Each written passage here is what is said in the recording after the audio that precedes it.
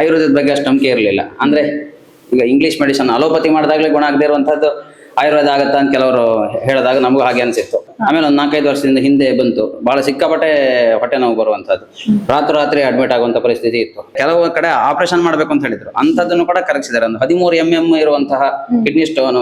Weight gain ಜಾಸ್ತಿ ಆಗಿತ್ತು ನನ್ಗೆ ಮೊದಲು. ಇವಾಗ ನಾನು 3 kg ಲಾಸ್ ಮಾಡ್ಕೊಂಡಿದ್ದೀನಿ because of treatment.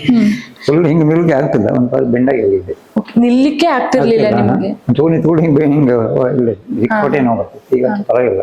Outside stressful life, ಅದಕ್ಕೆಲ್ಲ ಒಂದು ರಿಲ್ಯಾಕ್ಸೇಷನ್ ಬೇಕಂದ್ರೆ ಅದಕ್ಕೂ ನಾವು ಪಂಚಕರ್ಮ ಚಿಕಿತ್ಸೆ ಇವೆಲ್ಲ ಕೂಡ ಇದೆ. ಎಲ್ಲ ರೀತಿಯ ಕೇರಳ ಪಂಚಕರ್ಮ ಚಿಕಿತ್ಸೆಗಳನ್ನು ಮಾಡ್ತಾ ಇದೀವಿ. ಬೆಂಗಳೂರಲ್ಲಿ ಅಥವಾ ಹೊರಗಡೆ ಎಲ್ಲೇನು ನೀವು ಒಂದು ಜಸ್ಟ್ ಒಂದು ಫುಲ್ ಬಾಡಿ ಮಸಾಜ್ ಅಂದ್ರೆ ಅಭ್ಯಂಗ ಅಂತ ನಾವೇನ್ ಹೇಳ್ತೀವಿ, ಅದು ತಗೊಬೇಕು ಅಂದ್ರೆ ಯೂಶಲಿ 2000 rupees, 1500 to 2000 ಚಾರ್ಜ್ ಮಾಡ್ತಾರೆ. ನಾವಿಲ್ಲಿ ಜಸ್ಟ್ 400 rupees ಮಾಡ್ತೀವಿ. ಭಾರತೀಯ ಪರಂಪರೆಯ ಅತ್ಯಂತ ಹಳೆಯ ಚಿಕಿತ್ಸಾ ಪದ್ಧತಿ ಅಂತಂದ್ರೆ ಅದು ಆಯುರ್ವೇದ ಪದ್ಧತಿ. ಅದಿವತ್ತು ಚಿಕ್ಕಮಗಳೂರಿನ ಶೃಂಗೇರಿ ತಾಲೂಕಿನಲ್ಲಿ ಲಭ್ಯವಿದೆ.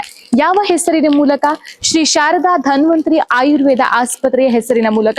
ಬನ್ನಿ ಹೆಚ್ಚಿನ ಮಾಹಿತಿನ ತಿಳ್ಕೊಳ್ಳೋಣ. ಶ್ರೀ ಶಾರದಾ ಧನ್ವಂತರಿ ಆಯುರ್ವೇದ ಆಸ್ಪತ್ರೆಯಲ್ಲಿ ಈಗಾಗಲೇ ಚಿಕಿತ್ಸೆ ಪಡಿತಾ ಇರುವಂತಹ ಒಬ್ಬರಿದ್ದಾರೆ, ಬನ್ನಿ ನಾವು ಅವ್ರನ್ನ ಮಾತಾಡಿಸ್ತಾ ಹೋಗೋಣ.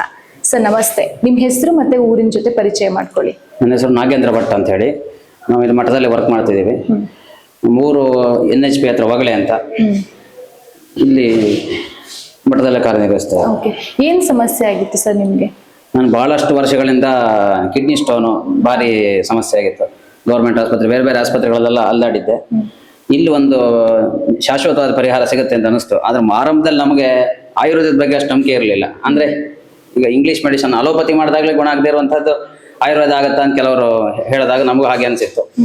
ಆದ್ರೆ ಉತ್ತಮವಾದಂತಹ ಪರಿಣಾಮಕಾರಿಯಾದಂತಹ ಒಂದು ಔಷಧ, ಉತ್ತಮವಾದಂತಹ ನುರಿತವಾದಂತಹ ತಜ್ಞರು ಚೆನ್ನಾಗಿ ಕೆಲಸ ಮಾಡಿದೆ. ಎಷ್ಟು ವರ್ಷದಿಂದ ನಿಮ್ಗೆ ಕಿಡ್ನಿ ಸ್ಟೋನ್ ಇದ್ದಿದ್ದು? ನನಗೊಂದು ಮೊದಲು ಒಂದ್ಸರಿ ಆಗಿತ್ತು, ಆಮೇಲೆ ಅದು ಕ್ಯೂರ್ ಆಗಿತ್ತು. ಆಮೇಲೆ ಒಂದು 4-5 ವರ್ಷದಿಂದ ಹಿಂದೆ ಬಂತು, ಬಹಳ ಸಿಕ್ಕಾಪಟ್ಟೆ ಹೊಟ್ಟೆ ನೋವು ಬರುವಂತದ್ದು, ರಾತ್ರಿ ಅಡ್ಮಿಟ್ ಆಗುವಂತ ಪರಿಸ್ಥಿತಿ ಇತ್ತು. ಪದೇ ಪದೇ ರಿಪೀಟ್ ಆಗ್ತಿತ್ತು. ಈಗ ಇಲ್ಲಿ ಎಷ್ಟು ತಿಂಗಳಿಂದ ನೀವು? ಅದು ಒಂದೇ ಅಲ್ಲ, ಆಮೇಲೆ ಬೇರೆ ಬೇರೆ ಯೂರಿನ್ ಇನ್ಫೆಕ್ಷನ್, ಬೇರೆ ಬೇರೆ ಸಮಸ್ಯೆಗಳಿಗೂ ಕೂಡ ಬೇರೆ ಯಾವುದೇ ಸಮಸ್ಯೆ ನಮ್ಮ ಫ್ಯಾಮಿಲಿ ವೈದ್ಯರು ಅಂತ ಹೇಳ್ಬೋದು. ಇಲ್ಲಿ ಅಷ್ಟು ಚೆನ್ನಾಗಿ ಎಲ್ಲರೂ ಕೂಡ ಟ್ರೀಟ್ ಮಾಡ್ತಾರೆ. ನಮ್ಮ ಕುಟುಂಬದಲ್ಲಿ ಎಲ್ಲರೂ ಕೂಡ ಇಲ್ಲಿ ಬಂದು ಚಿಕಿತ್ಸೆ ತಗೊಳ್ತಾರೆ. ಉತ್ತಮವಾದಂತಹ ಫಲಿತಾಂಶ ಬಂದಿದೆ. ಎಷ್ಟು ತಿಂಗಳಿಂದ ನೀವು ಅಡ್ಮಿಟ್ ಆಗಿದ್ದು ಸರ್ ಇಲ್ಲಿ? ಅಡ್ಮಿಟ್ ಅಂತಲ್ಲ, ಈ ಬಂದು ಹೊರ ರೋಗಿಗಳಾಗಿ ಬಂದು ತಗೊಂಡು ಹೋಗಿ ಗುಣ ಆಗಿದೆ ನಮಗೆ. ಏನೇನೆಲ್ಲ ಔಷಧಗಳಿರುತ್ತೆ? ಔಷಧ ಅಂತ ಹೇಳಿದ್ರೆ ಆಯುರ್ವೇದದಲ್ಲಿ ಒಂದು ಕೆಲವು ಮಾತ್ರೆಗಳನ್ನು ಕೊಡ್ತಾರೆ, ಕೆಲವು ಲೇಹಗಳನ್ನು ಕೊಡ್ತಾರೆ, ಕೆಲವು ಕಷಾಯಗಳು ಅವೆಲ್ಲವನ್ನು ಕೊಡ್ತಾರೆ. ಅದೆಲ್ಲವೂ ಕೂಡ ಗುಣ ಆಗಿದೆ. ಎಷ್ಟು ದಿನದಲ್ಲಿ ಕಡಿಮೆ ಆಯ್ತು ನಿಮ್ಗೆ? ಸಾಧಾರಣ ಒಂದು ಕೋರ್ಸ್ ಅಂದ್ರೆ 1 ತಿಂಗಳು ಹೇಳ್ತಾರೆ. 1 ತಿಂಗಳಲ್ಲಿ ಅಂದ್ರೆ 20 ದಿವಸಕ್ಕೆ ಕ್ಯೂರ್ ಆಗುತ್ತೆ ಸಾಧಾರಣ. ಅಂದ್ರೆ ಈಗ ಹೊಟ್ಟೆ ನೋವು ಕರಗ್ತದೆ, ಮತ್ತೆ ಕಿಡ್ನಿಯಲ್ಲಿ ಸ್ಟೋನ್ ಇದ್ದಿದ್ದು ಸಹ ಕರಗ್ ಹೋಗುತ್ತೆ. ಹೌದು. ಅದು ಫಸ್ಟಿಗೆ ಇನ್ನೊಂದು ಹೇಳೋದಾದ್ರೆ ಕೆಲವು ಕಡೆ ಆಪರೇಷನ್ ಮಾಡ್ಬೇಕು ಅಂತ ಹೇಳಿದ್ರು, ಅಂತದನ್ನು ಕೂಡ ಕರಗಿಸಿದ್ದಾರೆ. ಒಂದು 13 mm ಇರುವಂತಹ ಕಿಡ್ನಿ ಸ್ಟೋನ್ ಕರಗಿಸಿ ಸಂಪೂರ್ಣವಾಗಿ ಕ್ಯೂರ್ ಮಾಡಿದಂತಹ ಒಂದು ಫಲಿತಾಂಶ ಇಲ್ಲಿ ಬಂದಿದೆ ನಮಗೆ. ಇಲ್ಲಿನ ಡಾಕ್ಟರ್ಸ್ ಗಳು ಮತ್ತೆ ಸ್ಟಾಫ್ಸ್ ಗಳ ಬಗ್ಗೆ ಹೇಳೋದಾದ್ರೆ ಸರ್? ಹೇಳೋದಾದ್ರೆ ನಮ್ಮ ಮನೆಯ ಸದಸ್ಯರ ತರ ಇದ್ದಾರೆ ಅವರು, ಅವರೆಲ್ಲರೂ ಕೂಡ. ಅದು ನಾನು ಅತಿಶಯೋಕ್ತಿಯಾಗಿ ಹೇಳ್ತಾ ಇರುವಂತದ್ದಲ್ಲ, ವಾಸ್ತವ ಚಿತ್ರಣ ಹೇಳ್ತಾ ಇದ್ದೀನಿ. ನನಗೆ ಬಂದಂತಹ ಫಲಿತಾಂಶ ನಂಗೆ ಒಬ್ಬನೇ ಅಂತಲ್ಲ, ನಮ್ಮ ಮಠದಲ್ಲೂ ಬಹಳಷ್ಟು ಜನ ಈ ಸಮಸ್ಯೆಯಿಂದ ಬಳಲಿದ್ದಾರೆ. ಅವರೆಲ್ಲರೂ ಕೂಡ ಇಲ್ಲಿ ಬಂದು ಉತ್ತಮವಾದಂತಹ ಫಲಿತಾಂಶ ತಗೊಂಡು ಹೋಗಿದ್ದಾರೆ. ಇನ್ನು ಆಯುರ್ವೇದ ಚಿಕಿತ್ಸೆಯನ್ನ ಪಡಿತಾ ಇರುವಂತಹ ಇನ್ನೊಬ್ರು ವ್ಯಕ್ತಿ ನಮ್ಮ ಜೊತೆ ಇದ್ದಾರೆ, ಬನ್ನಿ ಮಾತಾಡ್ಸೋಣ. ಮೇಡಮ್, ನಿಮ್ ಹೆಸರು ಮತ್ತೆ ಪರಿಚಯ ಮಾಡ್ಕೊಳ್ಳಿ. I am Navya ma'am. ಯಾವ ಊರಿಂದ ಬಂದಿರೋದು? ನಾನು ಚಿತ್ರದುರ್ಗ ಅವರು, ಬಟ್ ನಾ ಇಲ್ಲೇ ವರ್ಕ್ ಮಾಡ್ತಾ ಇದ್ದೀನಿ. ಸೊ ಶೃಂಗೇರಿಯಲ್ಲಿರೋದು. ಏನ್ ಸಮಸ್ಯೆ ಇತ್ತು ನಿಮ್ಗೆ? ನನಗೆ PCOS ಇತ್ತು, PCOD, ಇರ್ರೆಗ್ಯುಲರ್ ಪೀರಿಯಡ್ಸ್ ಇತ್ತು. ಆ್ಯಂಡ್ ನಾನು ಅಲೋಪತಿ ಮೆಡಿಕೇಶನ್ ಎಲ್ಲ ಮಾಡಿದ್ದೆ, ಬಟ್ ಅದು ನನಗೆ ವರ್ಕ್ ಆಗಲಿಲ್ಲ. ಆ್ಯಂಡ್ ನನ್ನ ಫ್ರೆಂಡ್ಸ್ ಸಜೆಸ್ಟ್ ಮಾಡಿದ್ರು ಆಯುರ್ವೇದದಲ್ಲಿ ಟ್ರೀಟ್ಮೆಂಟ್ ಚೆನ್ನಾಗಿರುತ್ತೆ ಅಂತ. ಅದಕ್ಕೆ ನಾ ಇಲ್ಲಿಗೆ ಬಂದೆ, ಆಯುರ್ವೇದ ಟ್ರೀಟ್ಮೆಂಟ್ ಟ್ರೈ ಮಾಡೋಣ ಅಂತ. ಎಷ್ಟು ತಿಂಗಳಾಯ್ತು? ನನಗೆ ಒಂದು 6 years ಇಂದನೂ ಇದೆ PCOD. ಓಕೆ. ಇವಾಗ ಇಲ್ಲಿ ಟ್ರೀಟ್ಮೆಂಟ್ ತಗೊಳ್ಳಿಕ್ಕೆ ಶುರು ಮಾಡಿ ಎಷ್ಟು ತಿಂಗಳಾಯ್ತು? ಇಲ್ಲಿಗೆ ನಾನು ಟ್ರೀಟ್ಮೆಂಟ್ ತಗೊಳ್ತಾ 6 months ಆಗಿದೆ. 6 months. ಏನ್ ಡಿಫ್ರೆನ್ಸ್ ಇದೆ? ವೇಟ್ ಗೇನ್ ಜಾಸ್ತಿ ಆಗಿತ್ತು ನನ್ಗೆ ಮೊದಲು. ಇವಾಗ ನಾನು 3 kg ಲಾಸ್ ಮಾಡ್ಕೊಂಡಿದ್ದೀನಿ ಬಿಕಾಸ್ ಆಫ್ ಟ್ರೀಟ್ಮೆಂಟ್. ಅಂಡ್ ಇಲ್ಲಿನ ಸ್ಟಾಫ್ಸ್ ಲೈಕ್ ಫ್ರೆಂಡ್ಲಿ ಆಗಿರ್ತಾರೆ ಅಂಡ್ ತುಂಬಾ ಸಮಾಧಾನದಿಂದ ಕೇಳಿಸ್ಕೊಂತಾರೆ ನಮ್ಮೆಲ್ಲ ಪ್ರಾಬ್ಲಮ್ಸ್ ನ. ಅಂಡ್ ಚೆನ್ನಾಗಿ ಕೋಆಪರೇಟ್ ಮಾಡ್ತಾರೆ. ಈಗ ಯಾರಾದ್ರೂ ಒಬ್ರು ನಮಗೆ ಲಿಸ್ನರ್ ಬೇಕಿರ್ತಾರಲ್ವಾ, like we will be having the problems and we need someone as a listener. So here the doctors are a good listener. So ಅದರಿಂದ ಏನನ್ಸುತ್ತೆ, ಒಂದು ರಿಲ್ಯಾಕ್ಸೇಷನ್ ಸಿಗುತ್ತೆ. ಓಕೆ, ಪ್ರಾಬ್ಲಮ್ ಕೇಳಕ್ ಒಬ್ರು ಇದಾರಲ್ಲ ಅಂತ. ಅಂಡ್ ಆ ತರ ಲೈಕ್ ಸೊಲ್ಯೂಷನ್ ಚೆನ್ನಾಗಿ ಕೊಡ್ತಾರೆ. ಈಗ PCOD ಅಂತ ಬಂದ್ರೆ like it includes life style modification ಎಲ್ಲ ಮಾಡ್ಕೋಬೇಕು. ಸೊ ಅಲೋಪತಿ ಹೋದಾಗ ಅವ್ರು ಏನ್ ಹೇಳ್ತಿದ್ರು, ಓಕೆ ನಾ ಮೆಡಿಕೇಶನ್ ಕೊಡ್ತೀನಮ್ಮ, ಹಿಂಗೆ ಇಷ್ಟ ದಿನ ಆದ್ಮೇಲೆ ನಿಂಗೆ ಪೀರಿಯಡ್ಸ್ ಆಗುತ್ತೆ. ಆಮೇಲೆ ನಂಗೆ ಏನಾಯ್ತು, ಅದನ್ನ ತಗೊಂಡಾಗ ಹೆವಿ ಬ್ಲೀಡಿಂಗ್ ಆಯ್ತು and it was continues for 10 days. Hormone imbalance ಜಾಸ್ತಿ ಆಗುತ್ತೆ. ಅಲ್ಲಿ ಜಸ್ಟ್ ಮೆಡಿಕೇಶನ್ ಕೊಡ್ತಾರೆ, ತಗೋಬೇಕು. ಅಕಸ್ಮಾತ್ ಮತ್ತೇನಾದ್ರೂ ತುಂಬಾ ಆಗ್ತಾ ಇದ್ರೆ ಮತ್ತೆ ಇನ್ನೊಂದು ಮೆಡಿಕೇಶನ್ ಕೊಡ್ತಾ ಇದ್ರು ಟು ಬ್ಲೀಡಿಂಗ್ ಸ್ಟಾಪ್ ಆಗ್ಲಿಕ್ಕೆ. ಬಟ್ ಇಲ್ಲಿ ಹೇಳ್ಕೊಡ್ತಾರೆ ಯಾಕೆ ಹಂಗಾಗತ್ತೆ. ಫಾರ್ ಎಕ್ಸಾಂಪಲ್, ಈಗ ಲೈಫ್ ಸ್ಟೈಲ್ ನೀವು ಮಾಡಿಫಿಕೇಶನ್ ಮಾಡ್ಕೋ, ಅದ್ರಲ್ಲಿ ಹೆಂಗ್ ಮಾಡ್ಕೋಬೇಕು, ಏನೇನ್ ಚೇಂಜಸ್ ಮಾಡ್ಕೋಬೇಕು, ಲೈಕ್ ಡಯಟ್ ಇರ್ಬೋದು, ಎಕ್ಸರ್ಸೈಸಸ್, ಈ ತರ ಆಪ್ಷನ್ಸ್ ಲೈಕ್ ಹೇಳ್ತಾರೆ ಹೆಂಗೆ ಮಾಡಿಫೈ ಮಾಡ್ಬೋದು ಅಂಡ್ ತಿಳಿಸಿ ಹೇಳ್ತಾರೆ. ಇವಾಗ ಜಸ್ಟ್ ಮೆಡಿಕೇಶನ್ ಕೊಟ್ಟು ನೀನೊಂದು ಪೇಷಂಟ್ ಅಂತ ಟ್ರೀಟ್ ಮಾಡೋದಕ್ಕೂ, ಈಗ ಡಿಸೀಸ್ ಅಂದ್ರೆ ಏನು, ಲೈಕ್ ಆ ಕಂಡೀಷನ್ ಏನು, ಹೆಂಗ್ ಬರುತ್ತೆ, ಆ ತರ ಸ್ವಲ್ಪ ಎಕ್ಸ್ಪ್ಲೈನ್ ಮಾಡಿ ನಮಗೆ ಟ್ರೀಟ್ಮೆಂಟ್ ಕೊಡೋದ್ರಿಂದ ಅರ್ಥ ಆಗುತ್ತೆ. ಲೈಕ್ ಹೆಂಗೆ ನಾವು ಮಾಡಿಫೈ ಮಾಡ್ಕೋಬಹುದು ಅಂಡ್ ಲೈಕ್ ರೆಗ್ಯುಲರ್ ಮಾಡ್ಕೊಳ್ಳೋದಕ್ಕೆ. ಸೊ ಓಕೆ, ಅಂದ್ರೆ ಈಗ ನಿಮಗೆ ಖುಷಿ ಇದೆ, ಅಂದ್ರೆ ನಿಮ್ಮ ಬಾಡಿಯಲ್ಲಿ ಚೇಂಜಸ್ ಆಗ್ತಾ ಇದೆ, ಹಾರ್ಮೋನ್ ಇಂಬ್ಯಾಲೆನ್ಸ್ ಅಲ್ಲಿ ಈಗ ಬ್ಯಾಲೆನ್ಸ್ ಆಗ್ತಾ ಇದೆ, ಅದೆಲ್ಲ ನಿಮಗೆ ಖುಷಿ ಇದೆ. ಇನ್ನು ಇದೇ ರೀತಿಯ ಆಯುರ್ವೇದ ಚಿಕಿತ್ಸೆಯನ್ನ ಪಡಿತಾ ಇರುವಂತಹ ಇನ್ನೋರ್ವ ವ್ಯಕ್ತಿ ನಮ್ಮ ಜೊತೆ ಇದ್ದಾರೆ. ಸರ್, ನಿಮ್ಮ ಹೆಸರು ಮತ್ತೆ ಪರಿಚಯ ಮಾಡ್ಕೊಳ್ಳಿ ಸರ್.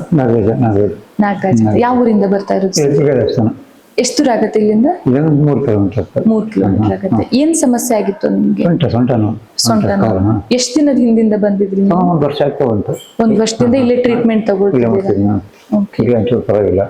ಇವಾಗ ಹೇಗಿದೆ? ಕಡಿಮೆ ಇದೆಯಾ? ಬೆಂಡಾಗಿ ಹೋಗಿದೆ, ಈಗ ಪರವಾಗಿಲ್ಲ. ಇದಕ್ಕೂ ಮೊದ್ಲೇ ನೀವು ಇಂಗ್ಲಿಷ್ ಮೆಡಿಸಿನ್ ಅದೆಲ್ಲ ಏನಾದ್ರು ಮಾಡಿದ್ರೆ? ಮಾಡಿದ್ವಿ, ಮಂಗಳೂರದೆಲ್ಲ ಮಾಡಿದ್ವಿ, ಎಲ್ಲೂ ಕಡಿಮೆ ಆಗಲ್ಲ. ಮಂಗಳೂರದೆಲ್ಲ ಮಾಡಿದ್ರೆ? ಮಂಗಳ ಮಾವಿನಕಟ್ಟೆ, ಮಣಿಪಾಲ ಎಲ್ಲೂ ಕಡಿಮೆ ಆಗಲ್ಲ. ಎಲ್ಲೂ ಕಡಿಮೆ ಆಗಿಲ್ಲ. ಈಗ ಇಲ್ಲಿ ಸ್ವಲ್ಪ ಕಡಿಮೆ ಆಗ್ತಾ ಇದೆ. ಯಾವ ತರ ಎಲ್ಲ ಟ್ರೀಟ್ಮೆಂಟ್ ಮಾಡ್ತಾರೆ ಸರ್ ಇಲ್ಲಿ? ಒಳ್ಳೆ ಮಾತ್ರೆ, ಒಂದ್ ಜಾತಿ ಕುಡಿಕೆ ಔಷಧಿ ಕೊಡ್ತಾರೆ, ಮತ್ತೆ ಒಂದ್ ಜಾತಿ ಮಾತ್ರೆ, ಒಂದ್ ಜಾತಿ ಊಟ ಆದ್ಮೇಲೆ ಒಂದ್ ಜಾತಿ ಊಟ ಆಗ್ಬೇಕಾದ್ರೆ ಕುಡಿಕೆಲ್ಲ ಕೊಡ್ತಾರೆ.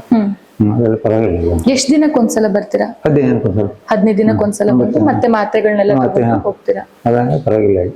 ಫುಲ್ ಹಿಂಗ್ ನಿಲ್ಗೆ ಆಗ್ತಿಲ್ಲ, ಒಂದ್ ಬೆಂಡಾಗಿ ಹೋಗಿದೆ.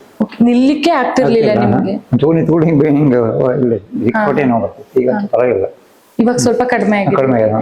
ಈಗ ಹೊರಗಡೆ ಎಲ್ಲ ನೀವು ಮಣಿಪಾಲು ಎಲ್ಲ ಕಡೆ ಹೋಗಿದ್ರಿ ಅಂತ ಅಡ್ಗಿಲ್ಲ, ಅಲ್ಲೆಲ್ಲ ಅಮೌಂಟ್ ಕಂಪೇರ್ ಮಾಡಿದ್ರೆ ಇಲ್ಲಿ ಫೀಸ್ ಎಷ್ಟಿದೆ? ಕಡಿಮೆ ಇದೆಯಾ? ಕಡಿಮೆ ಇದೆ. ಅಂದ್ರೆ ನಿಮ್ಗೆ ಖುಷಿ ಇದೆ ಇಲ್ಲಿ? Okay sir, thank you sir, thank you so much. ಈಗ ನಮ್ಮ ಜೊತೆ ಚೀಫ್ ಮೆಡಿಕಲ್ ಆಫೀಸರ್ ಆಗಿರುವಂತಹ ಡಾಕ್ಟರ್ ಸುಹಾಸ್ ಅವರಿದ್ದಾರೆ. ಸರ್ ನಮಸ್ತೆ. ಸರ್, ಈ ಹಾಸ್ಪಿಟಲ್ ಬಗ್ಗೆ ಹಾಗೇನೆ ಆಯುರ್ವೇದ ಚಿಕಿತ್ಸೆ ಬಗ್ಗೆ ಹಾಗೇನೆ ಯಾವೆಲ್ಲ ರೀತಿಯ ಚಿಕಿತ್ಸೆಗಳನ್ನ ಇಲ್ಲಿ ನೀಡಲಾಗತ್ತೆ ಅನ್ನೋ ಬಗ್ಗೆ ನಮ್ಮ ವೀಕ್ಷಕರಿಗೆ ಮಾಹಿತಿಯನ್ನು ತಿಳಿಸ್ಕೊಡೋದಾದ್ರೆ? ನಮ್ಮ ಆಸ್ಪತ್ರೆ ಶುರುವಾಗಿ ಸಾಧಾರಣ 10 ವರ್ಷ ಆಗಿದೆ.